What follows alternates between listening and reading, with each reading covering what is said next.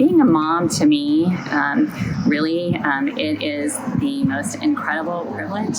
It's an amazing gift. At the same time, though, it is a huge responsibility, and sometimes that responsibility can be scary, knowing that you have these little people that you're raising, and you want them to grow up to be amazing, wonderful, kind, giving, all of those great things.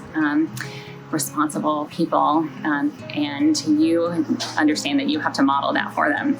And we have children in our home that are biological. We have children that are adopted. We have children that are we're fostering, and we do our best to make sure that everyone feels like they're just a normal part of our family, regardless of their where they might have come from in their background, including our children that we foster. We want to make sure that they feel like they're a part of our family.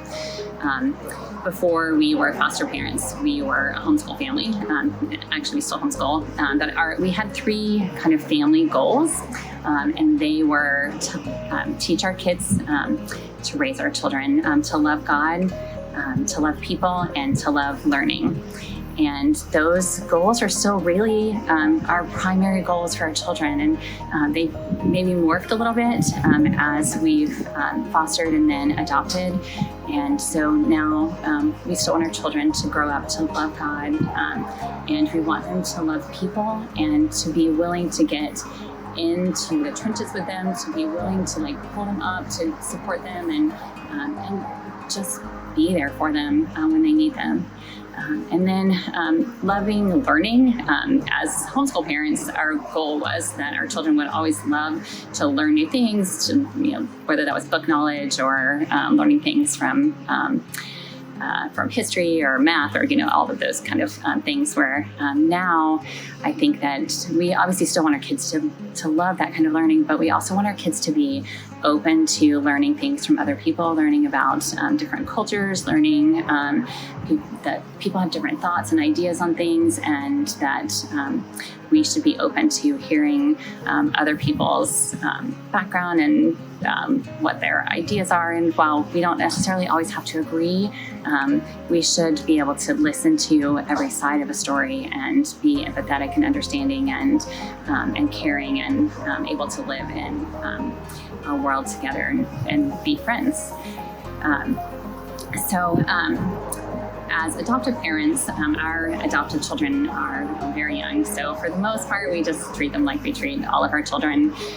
But we do recognize that as they get older, things are likely going to be more complicated, and we're listening to adoptive parents of adult children and adult children who've been adopted, and paying attention and making sure that we do what's right, and make sure that they know where they came from and that they have that connection.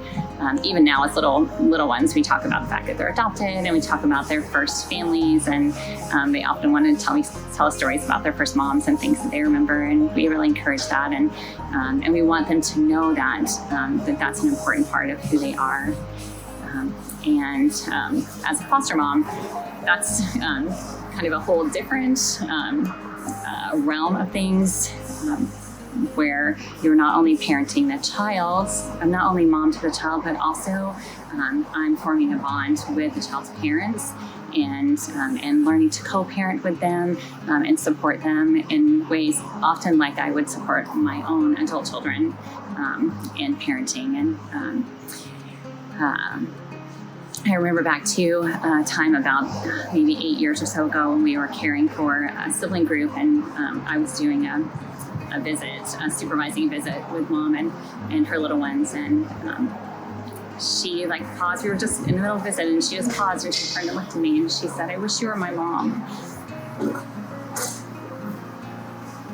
And I just remember that moment, it's obviously just stuck with me, and it just reminded me of how important it is, who we are as moms, how much of an impact we have on our children, and I want my children to all grow up and as adults say, "I'm so glad that you're my mom."